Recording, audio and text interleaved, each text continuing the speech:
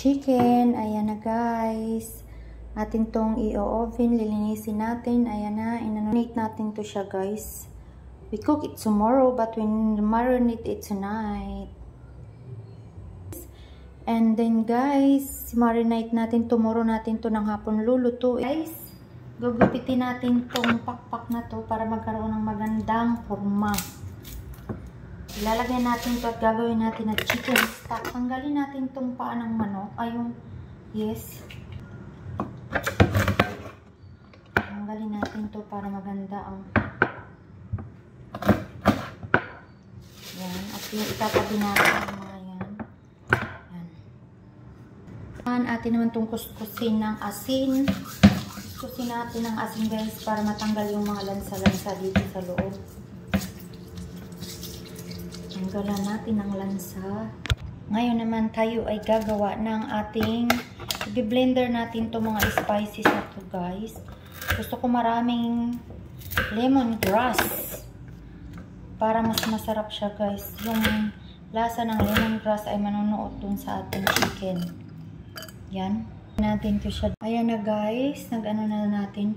I-blender natin to guys. Tapos i-massage natin dun sa ating chicken na ating imamarinate. Ayan guys. Nag-ano tayo ng sibuyas at bawang.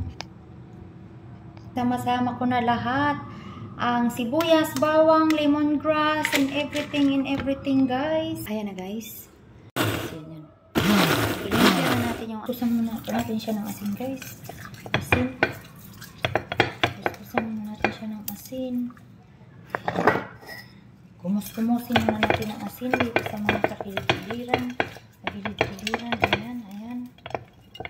Balik-balik natin yan. Kuskusan din natin dito. Ayan, maraming asin para magkaroon ng mas maraming lasa at atin itong i-marinate. Ito na guys, yung ating mga spices na inilagay. Yan.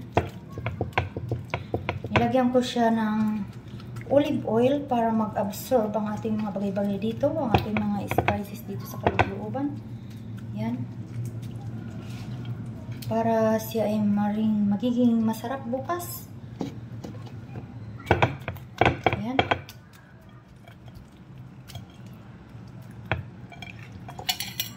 Siyang babalik na rin yan.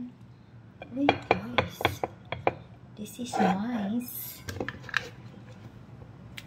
Yan, at atin siyang nalagyan na natin yan ng asin. Kailangan natin siyang yan, nakuskus na natin. Kailangan natin siyang palikuan. Palikuan natin siya ng palikuan. Okay.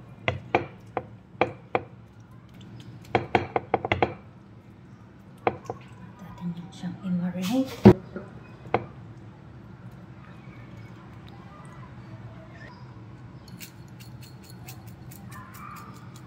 Okay.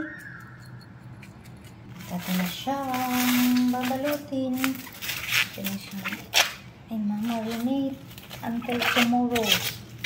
Yes. Marinate na natin guys. Ayan na. At atin ang inano for tomorrow.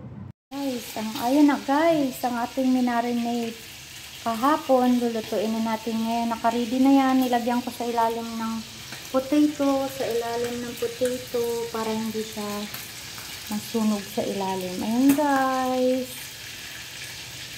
Ilalagay natin siya ng 60 minutes. Pasok na nga natin siya. Hihintayin na lang natin ng mga 60 minutes. Ayan na guys. Natapos na natin ang ating. Ayan na. Ang ganda niya guys. Crispy yung kanyang balat. Ayan. At napakasarap ng lasa. Nanunuot-suot yung lasa ng lemongrass guys sa loob. Ayan. Lalapang na tayo guys. Ayan. Thank you. Thank you so much for watching guys.